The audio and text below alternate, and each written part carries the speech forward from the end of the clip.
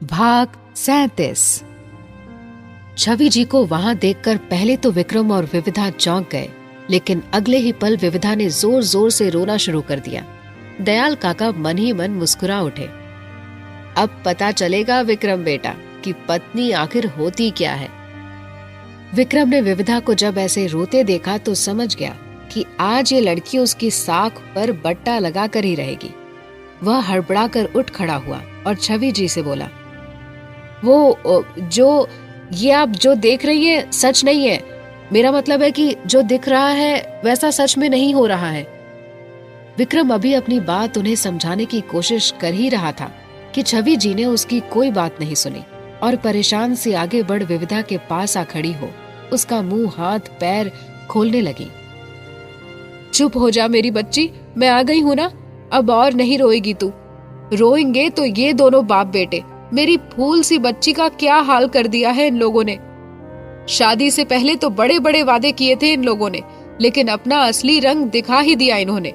मुझे तो अभी भी यकीन नहीं हो रहा कि ये लोग ऐसा कर सकते हैं। पर विविधा तू चिंता मत कर, मैं इन दोनों को जेल भिजवा कर ही रहूंगी। यह सुन जहां एक और विविधा दयाल काका और विक्रम के हैरान से चेहरे को देखकर अपनी हंसी को रोकने की कोशिश कर रही थी, वहीं दूसरी ओर काका और विक्रम हैरान परेशान से कभी एक दूसरे को तो कभी छवि जी को देखते कि ये बोल क्या रही है। छवि जी बोली, ये लोग जरूर तुझसे दहेज मांग रहे होंगे, है ना? इन दहेज लोभियों को जेल की चक्की ना पिसवाई तो मैं भी तेरी मां नहीं। विविधा को आजाद करने के बाद छवि जी गुस्से में विक्रम की ओर बढ़ी, लेकिन विविधा ने उन्हें पकड़ वापस खींच लिया। उसके पास नहीं जाओ माँ, वो सिरफिरा ड्रैकुला है, क्या पता आपको भी नुकसान पहुंचा दे। इसने अपनी पिछली 2 बीवियों को भी ऐसे ही मार दिया था। छवि जी यह सुन मन ही मन डर कर वहीं ठिठक कर रुक गई, लेकिन साथ ही हैरान सी बोली, 2 बीवियां? विक्रम गुस्से से विविधा को देखने लगा कि ये मौके पर चौका क्यों मार रही है। दयाल काका जल्दी से छवि जी के सामने जा खड़े हुए। मैं इस सब में शामिल नहीं हूँ समधन जी, मुझे तो इस विक्रम ने ब्लैकमेल कर रखा है कि अगर मैंने इसका साथ नहीं दिया तो ये महिषासुर मेरी बीवी को मार देगा। छवि जी दंग रह गई। क्या आपकी बीवी है? दयाल काका बोले, हाँ, बनारसी देवी। छवि जी ने अविश्वास से विविधा की ओर देखा। क्या ये सच बोल रहे हैं? विविधा ने हाँ कह दिया। विक्रम गुस्से से दयाल काका को घूरने लगा। आप भी इस लड़की की तरफ हो गए? दयाल काका अपनी हंसी को रोकने की कोशिश करते हुए बोले, माफ कीजिए चौहान साहब, बहुत साल आपका नमक खाया है, लेकिन अब और अत्याचार सहन नहीं कर सकता मैं। छवि जी बोली, समधी जी चलिए, अब हम इस घर में एक पल भी नहीं रुकेंगे और सीधे पुलिस स्टेशन चलेंगे। मेरी तो मति मारी गई थी जो विविधा की बातों पर भरोसा कर लिया। शुरू में तो कहती थी कि ये इंसान बहुत घमंडी है, मगरूर है, लेकिन बाद में तारीफ करने लगी। मुझे लगा कि शुरू में पहचानने में गलती हो गई होगी। बाद में जब विविधा और विक्रम की शादी हुई तो मेरी खुशी का तो ठिकाना ही नहीं था, क्योंकि विविधा समझ गई कि आगे क्या आने वाला है। वह छवि जी की बात काटते हुए बोली, माँ छोड़िए ना ये सब, आप बस चलिए यहाँ से। छवि जी रुआसी सी बोली, अरे क्यों छोड़ू? इतने दिन तूने इस आदमी के यहाँ काम किया, तब भी नहीं पहचान पाई इसका असली रूप। ऐसे इंसान से प्यार कर बैठी थी तू। उस रोज कितना खुश होकर कह रही थी कि माँ मैं विक्रम को प्यार करने लगी हूँ, यही मिला था तुझे अपना दिल देने को। छवि जी की ये बात सुनकर विविधा बुरी तरह झेप गई। वो विक्रम की तरफ देख नहीं रही थी, लेकिन उसे इस बात का पूरा एहसास था कि वो एक टक उसे ही देखे जा रहा है, और इतना ही काफी था विविधा के शर्म की वजह से लाल होने के लिए। उसे अपने चेहरे पर तपिश महसूस होने लगी थी और नजरें अपने आप जमीन में गड़ गई थी। विक्रम के चेहरे पर अब विजयी मुस्कान थी।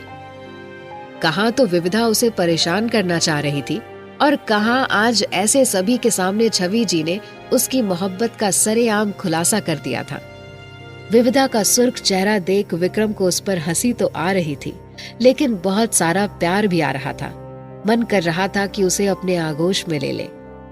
दयाल काका ने शरारत भरी नजरों से विविधा को देखा और बोले, अच्छा, लेकिन जब मैं विविधा से पूछता था कि इसके दिल में विक्रम के लिए कुछ है या नहीं, तो ये तो मना कर देती थी। अगर ये पहले ही बता देती तो मैं इसे सावधान कर देता ना कि ये लड़का खूनी है और इससे जरा भी लगाव ना करे। छवि जी बोली, कोई बात नहीं, होनी को कौन टाल सकता है, लेकिन अब और नहीं, चलिए हम चलते हैं यहाँ से। छवि जी विविधा का हाथ पकड़ विविधा को अपने साथ ले जाने लगी। दयाल काका विक्रम को टाटा करते हुए आगे बढ़ चले। कुछ ही पलों में विक्रम दरवाजे के सामने उन तीनों का रास्ता रोक हाथ में चाकू लिए खड़ा था। कोई भी यहाँ से कहीं नहीं जाएगा, जो भी आगे बढ़ेगा उसे यही मार डालूंगा। दयाल काका डरने का नाटक करते हुए पीछे हट गए। नहीं नहीं मालिक, मैं इतनी कम उम्र में मरना नहीं चाहता, वरना मेरी बनारसी विधवा हो जाएगी, और अभी मैंने जिंदगी में देखा ही क्या है। छवि जी ने पास ही टेबल पर रखे गुलदान को उठा लिया और गुस्से में बोली, रास्ते से हट जाओ विक्रम, वरना मैं तुम्हारा सिर फोड़ दूंगी। मेरी बेटी की जिंदगी बर्बाद कर तुम्हारा अभी भी पेट नहीं भरा क्या? जाने दो हम लोगों को। विक्रम बोला, ऐसे कैसे जाने दूं? आपकी बेटी पर अब तो मेरा भी दिल आ गया है, मैं इसे कहीं नहीं जाने दूंगा। एक और दूर खड़े बाकी नौकर और पीछे सोफे से अपना गमछा उठा मुंह पर रख दयाल काका हंसी रोकने की कोशिश करने में थे। विक्रम दोनों माँ बेटी की ओर बढ़ने लगा कि छवि जी ने विविधा को पीछे कर दिया और खुद गुलदान से विक्रम पर हमला करने के लिए तैयार हो गई। ये देख विविधा को अब घबराहट हो गई कि माँ सच में विक्रम को चोट ना पहुंचा दे। उसने विक्रम की ओर देखा, जो उसी की तरफ देखते हुए आगे बढ़ रहा था। दयाल काका और वहां मौजूद नौकर भी बड़े ध्यान से इस दृश्य को देखने लगे कि आगे क्या होगा। विविधा विक्रम को आगे बढ़ते देख सोचने लगी कि ये बेवकूफों की तरह आगे क्यों बढ़ रहा है। इसे इतनी भी अक्ल नहीं है क्या कि माँ को सच नहीं पता है और वो उस पर वाकई में हमला कर देंगी। विक्रम जैसे ही उन दोनों के करीब पहुंचा कि छवि जी ने उस गुलदान से मारने के लिए हाथ हवा में उठा लिया। इससे पहले कि वो गुलदान विक्रम को छूता, विविधा ने छवि जी का हाथ पकड़ गुलदान उनसे छीनकर एक तरफ फेंक दिया और खुद विक्रम के सामने उसकी तरफ पीठ करके खड़ी हो गई और छवि जी से बोली, ये क्या कर रही हैं आप? विक्रम को चोट लग जाएगी। विक्रम को बचता देख सभी ने राहत की सांस ली, सिवाय छवि जी के। छवि जी बोली, तू पागल हो गई है क्या? इस लड़के ने तुझे इतने धोखे और तकलीफ दी, लेकिन तू अभी भी इसकी तरफदारी कर रही है, ये जानते हुए भी कि ये एक क्रिमिनल है। तू अभी भी इससे प्यार करती है? तू। विविधा का चेहरा एक बार फिर सुर्ख हो चला, पर खुद को संभाल कर अब वह थोड़ा तेज आवाज में बोली, आप जैसा सोच रही हैं वैसा कुछ भी नहीं है, विक्रम बहुत अच्छा है। छवि जी बोली, झूठ मत बोल, मैंने खुद देखा है कि तू किस तरह बंधी हुई थी और ये सब लोग तुझ पर हंस रहे थे। फिर कुछ देर पहले तुम सबने सच कबूल भी तो किया है। तू इस लड़के के प्यार में पूरी तरह अंधी हो चली है, जो सच को नहीं देख पा रही। विविधा सोचने लगी कि माँ बार बार क्यों यही बात दोहरा रही है कि मैं विक्रम से प्यार करती हूँ। इन्होंने सब गड़बड़ कर दी। अब विक्रम पता नहीं कैसे रिएक्ट करेगा। मैं तो सोचकर बैठी थी कि पहले विक्रम के दिल का हाल सुनूंगी, लेकिन माँ ने सब गड़बड़ कर दी। विविधा को चुप देख दयाल काका आगे बढ़े। माफी चाहते हैं हम समधन जी, लेकिन हम लोग आपके साथ थोड़ा मजाक कर रहे थे। ना विक्रम की ये तीसरी शादी है और ना ही मैं शादीशुदा हूँ। छवि जी का दिमाग घूम गया यह सुनकर। ये क्या कह रहे हैं आप? मुझे कुछ समझ नहीं आ रहा। विक्रम बोला, मैं समझाता हूँ माँ।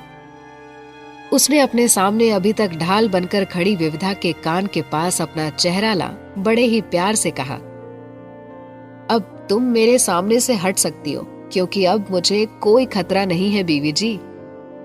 विविधा ने यह सुना तो झेपते हुए एक ओर हट गई। उसकी अब बिल्कुल भी हिम्मत नहीं हो रही थी कि एक बार को पलटकर विक्रम की ओर देखे, लेकिन उसकी आवाज ही विविधा को यह बताने के लिए काफी थी कि वो आज अपने हाथ लगे उसके इनडायरेक्ट हुए लव कन्फेशन रूपी जैकपॉट को हासिल कर कितना ज्यादा खुश था। विविधा के सामने से हटने पर उसने मुस्कुराकर उसे थैंक्स कहा और छवि जी के सामने खड़ा हो गया। आपने जो भी देखा वो सच था, लेकिन उसकी वजह आपकी बेटी पर कोई घरेलू हिंसा या अत्याचार नहीं, बल्कि मेरी आत्मरक्षा थी। छवि जी कंफ्यूज सी उसे देखने लगी। क्या मतलब? विक्रम दुखी होने का नाटक करते हुए बोला, अब आपको तो पता है माँ कि आपकी बेटी टीचर रह चुकी है। छवि जी बोली, हाँ तो? विक्रम बोला, तो ये कि कभी कभी आपकी बेटी मुझे अपना पति समझने की बजाय अपना कोई स्टूडेंट समझ लेती है, और इस बात का नुकसान मुझे ये होता है कि ये मुझे मारने पीटने लगती है। घरेलू हिंसा की शिकार आपकी बेटी नहीं, आपका दामाद है। इसकी मास्टरगिरी इसके जहन में घर कर गई है। छवि जी ने चौंक कर विविधा की ओर देखा। क्या विक्रम सही बोल रहा है? विविधा बोली, नहीं नहीं माँ, ये झूठ बोल रहा है। विक्रम बोला, अच्छा तो बताओ कि तुमने एक रोज मुझे कोहनी नहीं मारी थी? और माँ, कल तो इसने पार्टी हॉल के बाहर मेरा कान पकड़कर खींच लिया था। अब आप ही बताइए कि अगर कोई मुझे ऐसे देख लेता तो मेरी क्या इज्जत रह जाती। और तो और अभी कुछ देर पहले ही मेरे पैर पर अपने हाई हील की सैंडल को दे मारा इसने। मैंने इसे समझाने की कोशिश की तो गुस्सा करने लगी और अग्रेसिव हो गई। कहीं ये दोबारा मुझे मारने पीटने ना लग जाए, इसलिए मैंने इसके हाथ पैर बांध दिए। पर ये फिर शोर मचाने लगी तो मैंने इसका मुंह बंद कर दिया था। ये यहाँ भी नहीं रुकी और आपको देखकर इसने आपको झूठ बोलकर उकसाया। वो तो फिर मैंने भी थोड़ा नाटक किया ताकि ये सच कबूल ले, और देखिए इसने सच कबूल कर लिया। छवि जी विविधा को घूरे जा रही थी। तुम कब से इतनी शैतानी करने लगी बेटा? और अपने पति को भला कौन मारता है? विविधा बोली, सॉरी माँ, लेकिन ये आपका दामाद भी कोई दूध का धुला नहीं है। ये बहुत परेशान करता है मुझे, तब गुस्से में मारती हूँ मैं। विक्रम गंभीर चेहरा बनाकर बोला, अच्छा क्या परेशान किया मैंने तुम्हें? विविधा ने एक बार को विक्रम की ओर देखा। उसके इंटेंस लुक को देख वह कुछ बोल ही नहीं पाई। वो मैं ये पता नहीं। छवि जी ने विविधा का कान पकड़ लिया। खबरदार, जो तुमने आगे से दामाद जी को जरा भी परेशान किया तो। और दामाद जी, अगर ये आगे भी आपको तंग करती है तो आप मुझे फोन कर दीजिएगा। विक्रम मुस्कुरा उठा, जी माँ, आगे से मैं यही करूंगा। छवि जी ने विविधा की तरफ देखा। अब दोबारा तेरी शिकायत सुनी तो तेरे पापा को कह दूंगी। ये तो भले लोग हैं जो कुछ नहीं कहते, वरना इनकी जगह कोई और होता तो कितना हंगामा करता है इस बात का, तुझे अंदाजा भी है? तुझे टीचर बनने का भूत चढ़ा है ना सिर पर। चल अब तू कान पकड़ विक्रम के सामने और माफी मांग। विविधा ने मजबूरन कान पकड़कर धीरे से सॉरी कहा और बोली, माँ आप बैठिए, मैं चाय बनाकर लाती हूँ। दयाल काका बोले, तुम बैठो बेटा, चाय कोई और बना। दयाल काका की बात टोकते हुए तभी छवि जी ने उन्हें रोका और कहा, कोई और क्यों समधी जी, ये इस घर की बहू है, इसे भी तो कुछ जिम्मेदारी उठाने दीजिए। विविधा बड़बड़ाते हुए किचन में चली गई। इस अकड़ की दुकान ने सबके सामने मेरी डांट पड़वा दी, इसे तो मैं छोड़ूंगी नहीं। विक्रम ऑफिस के लिए जाने की सोच ही रहा था कि पता चला कि जिस मीटिंग को अटेंड करने उसे ऑफिस जाना जरूरी था वह तो पोस्टपोन हो गई है। विक्रम ने अब 2 घंटे बाद ऑफिस जाने का सोचा और छवि जी के साथ बैठ बातें करने लगा। विविधा किचन से निकलकर अपने कमरे में गई तो विक्रम भी मौका पाकर चुपचाप उसके पीछे चला गया, क्योंकि आज अपने हाथ लगे जैकपॉट को उसे भुनाना भी तो था। अजीत कल्पना को हॉस्पिटल से डिस्चार्ज करवा उसे अपने घर ले आया, पर वह उससे नाराज था, इसलिए कुछ खास बात नहीं कर रहा था। कल्पना को भी उसकी नाराजगी का एहसास था। वह सोचने लगी, बाकी सब तो ठीक, लेकिन मैं इसे नाराज नहीं कर सकती, क्योंकि एक यही है जो हर वक्त मेरा साथ देता आया है। अब मतलब के लिए ही सही, या फिर दोस्ती कह लो, पर इसे तो साथ लेकर चलना ही पड़ेगा। अजीत गुस्से से सिगरेट पीते हुए किसी सोच में डूबा हुआ था। कल्पना ने अजीत को अपने पास बैठने को कहा। अजीत का मन तो नहीं था, लेकिन वह फिर भी बैठ गया। कल्पना ने उसका हाथ पकड़ अपने हाथ में ले लिया। ओह, तो तुम भी नाराज हो मुझसे?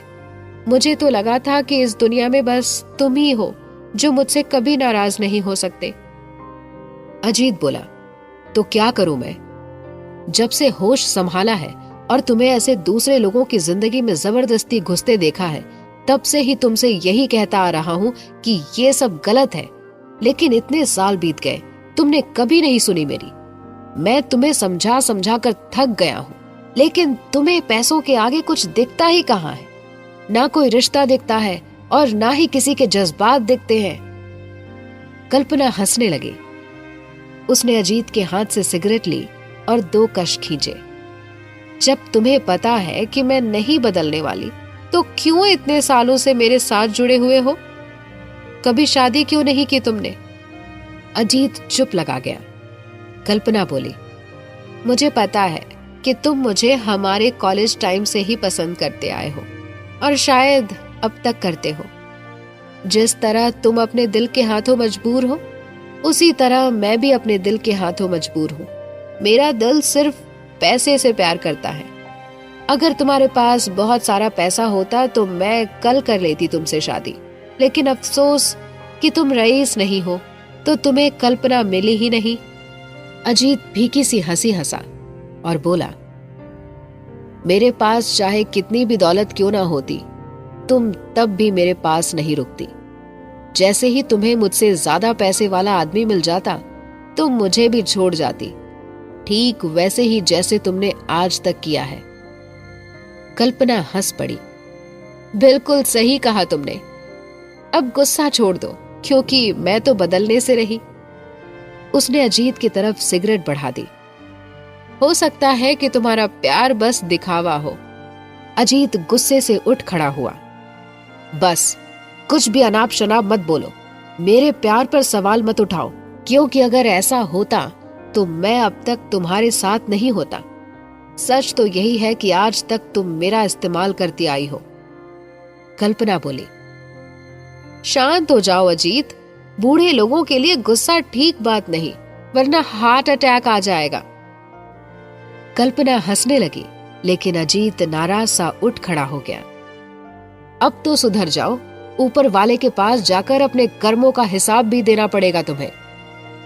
कल्पना बोली, तब की तब देख लेंगे। अजीत हताश हो गया। मैं भी किस पत्थर से सिर फोड़ रहा हूं। कल्पना अब जल्दी ही विक्रम से सब कुछ छीनने को और खुद को पहुंचाई चोट का हिसाब करने के लिए बेताब थी। ब्रिजेश जी ललिता बुआ के घर पहुंचे और बाहर से ही उन्हें पुकारा। ललिता बुआ जो शाम को ठेला लगाने की तैयारी कर रही थी, उनकी आवाज सुन बाहर आई। अरे ब्रिजेश, तुम अंदर आओ ना। ब्रिजेश जी बोले, नहीं, मैं यही ठीक हूं। आपको 2 दिन हो गए ठेला लगाते हुए, कितना कमा लिया? ललिता बुआ अंदर से अपनी हिसाब किताब की डायरी लाई और उसे खोलकर हिसाब लगाते हुए बोली, 2 दिन में 1000 हुई है कमाई। ब्रिजेश जी बोले, तो 500 रुपए मुझे दो, मेरी भी तो उधारी चुकानी है आपको। ललिता बुआ अंदर से 500 रुपए ले आई और ब्रिजेश जी को दे दिए। ब्रिजेश जी वो पैसे लेकर वापस वहां से चुपचाप चले गए। वो 500 रुपए देने के बाद ललिता बुआ को काफी तकलीफ हो रही थी कि 2 दिन देर रात तक ठेला लगाकर मुश्किल से 1000 रुपए इकट्ठे हुए थे, उनमें से भी 500 रुपए ब्रिजेश ले गया। हाँ, वो पैसे तो उसके ही थे, लेकिन फिर भी उन्हें याद आने लगा कि उनका भाई भी तो इतनी ही मेहनत से पैसे कमाता है, फिर भी कभी भी मुझे मना नहीं करता था। अपनी जमा पूंजी में से पैसे निकालकर किसी को हमेशा के लिए दे देना, वो भी तब जब उसकी खुद की जरूरत हो, परिवार हो, आसान काम नहीं है। ललिता बुआ को अब एहसास हो रहा था कि उनके भाई का प्रेम कितना निश्चल था और वहीं वो खुद कितनी कपटी थी। वाकई बहुत दिल दुखाया है उन्होंने अपने भाई का। दयाल काका और छवि जी आपस में बातों में व्यस्त थे। कल पार्टी में ना आ पाने की वजह से छवि जी आज यहाँ आई थी और विविधा की जरूरत के कुछ सामान भी देने आई थी जो घर पर ही रह गए थे। विविधा अपने उसी सामान को कमरे में रखने गई हुई थी। विक्रम कमरे के अंदर आया और धीरे से दरवाजा बंद कर लिया ताकि विविधा को उसकी मौजूदगी का एहसास न हो। विविधा कबर्ड में अपना सामान रखते हुए बड़बड़ा रही थी। मेरी मति मारी गई थी जो आज मैंने माँ के सामने नाटक किया कि विक्रम बुरा इंसान है, वरना ऐसी नौबत ही नहीं आती। माँ ने चीख चीख कर सबको बता दिया कि मैं विक्रम से शादी से पहले से ही प्यार करती थी। दयाल काका क्या सोचेंगे मेरे बारे में? उनके दिल के किसी कोने में ये बात तो जरूर आई होगी कि शादी से पहले मैंने कितनी बार पूछा इस लड़की से, लेकिन तब तो इसने हर बार बड़े एटीट्यूड से मना कर दिया कि नहीं, मैं और वो ड्रैकुला, हरगिज नहीं। हे भगवान, कैसे सामना करूंगी मैं काका का? विक्रम उसकी बातें सुन मुस्कुराने लगा और दबे पांव आगे बढ़ खड़ा हो गया। विविधा को अब विक्रम का ख्याल आया तो उसके शरीर में एक करंट सा दौड़ गया। और वो महिषासुर, वो तो मुझे बहुत तंग करने वाला है। मैं तो चाहती थी कि पहले विक्रम मुझे अपने दिल का हाल बयां करे, फिर मैं अपनी फीलिंग कन्फेस करूंगी, लेकिन सब गड़बड़ हो गई। मेरे तो अभी से रोंगटे खड़े हो रहे हैं ये सोच सोच कर। पता नहीं कैसे फेस करूंगी उसे। ऑफिस भी तो नहीं जा रहा है कि माँ के पास बैठ इत्मीनान से बातें कर सकूं। विविधा विक्रम की मौजूदगी से बेखबर खिड़की की तरफ चल पड़ी कि उसकी नजर विक्रम के बार पर पड़ी तो वह दंग रह गई। वहां विक्रम के बार का नामो निशान तक नहीं था। विविधा चौंक कर बोली, ये सब क्या हुआ? इसका मतलब विक्रम ने मेरी बात मान ली थी। कितना क्यूट है ये लड़का, मना भी करता जाता है और मानता भी जाता है। विक्रम ने घर के नौकरों को सुबह ही घर से निकलने से पहले ही कह दिया था कि विविधा से नजरें बचाकर इस बार को यहाँ से हटा दे। विविधा जब हॉस्पिटल के लिए निकली थी तभी उन लोगों ने कमरे से बाहर हटा दिया था। विविधा अभी खुश हो ही रही थी कि पीछे से विक्रम ने आकर उसके कंधे पर अपना चेहरा रख आहिस्ते से कहा, अब तो खुश हो ना तुम? विविधा ने बच्चों की तरह चहकते हुए कहा, बहुत ज्यादा। वह अब विक्रम की तरफ घूमी और खुशी से उसके गले लग गई। Thank you, thank you, thank you so much. Vikram के चेहरे पर मुस्कान तैर गई। It's okay. विविधा अब विक्रम से दूर होने को हुई कि विक्रम ने उसे ऐसा नहीं करने दिया। विविधा समझ नहीं पाई कि विक्रम ने ऐसा क्यों किया। वह उससे कुछ पूछ पाती कि विक्रम ने अपना मुंह विविधा के कान की तरफ किया और धीरे से बोला, मुझे तो पता ही नहीं था कि तुम्हारे दिल में मेरे लिए ऐसा कुछ था। यह सुनते ही विविधा का चेहरा एक बार फिर शर्म से लाल हो गया। आखिरकार विक्रम ने उसकी खिंचाई शुरू कर ही दी। विक्रम ने जब उसे चुप देखा तो समझ गया कि तीर निशाने पर लगा है। विविधा की बोलती जो बंद हो गई है। उसने विविधा को खुद से दूर करने की कोशिश की ताकि उसके शर्म से सुर्ख लाल चेहरे को देख सके, लेकिन विविधा की हिम्मत ही नहीं हो रही थी कि विक्रम को फेस करे, इसलिए उसने उससे खुद को दूर नहीं किया। विक्रम विविधा के दिल की तेज धड़कनों के एहसास से ही उसका हाल समझ गया था। ओह, तो इसलिए मेरे तुम्हारे साथ जबरदस्ती शादी करने के बाद भी तुम मुझसे नाराज नहीं हुई थी? अगर तुम्हारे दिल में मेरे लिए पहले से ही प्यार था तो बता देती ना। कम से कम मुझे तुम्हें शादी के लिए उठाकर तो ना ले जाना पड़ता। तुम्हें पता भी है कि तुम्हारे जैसी भारी भरकम लड़की को उठाने में मेरी हालत ही खराब हो गई थी। वैसे मानना पड़ेगा, कमाल की एक्टर हो तुम। उस रोज जब मैंने तुमसे शादी का पूछा था तब तो बड़ा चीख चीख कर कह रही थी कि तुम मुझसे शादी नहीं करोगी, लेकिन तब ये बात क्यों नहीं बताई कि दिल तो तुम ऑलरेडी मेरे नाम कर चुकी हो। विविधा को इस वक्त कुछ समझ नहीं आ रहा था कि क्या कहे और कैसे रिएक्ट करे विक्रम की बातों पर। उसने तय किया कि वह यहाँ से भाग ही जाती है। न विक्रम का सामना करना पड़ेगा और ना ही उसके सवालों का जवाब देना पड़ेगा। इतने में विक्रम ने उसे खुद से दूर किया और उसकी आंखों में देखते हुए बोला, जो बात माँ ने कही वो मैं तुम्हारे मुंह से सुनना चाहता हूँ। सिर्फ एक बार कह दो कि तुम मुझसे प्यार करती हो। विविधा जो अब तक नजरें झुकाए हुए खड़ी थी, उसकी ओर देखने लगी। विविधा के दिल की बात उसके ही मुंह से सुनने के लिए विक्रम की बेताबी उसके चेहरे से ही दिख रही थी। विविधा ने उसकी बात टालने की कोशिश की। माँ तो कुछ भी बोलती है, उन्हें मेरे दिल का हाल क्या पता। ऐसा कुछ भी नहीं है जैसा तुम सोच रहे हो। खुद को चने की झाड़ पर चढ़ाने की जरूरत नहीं है।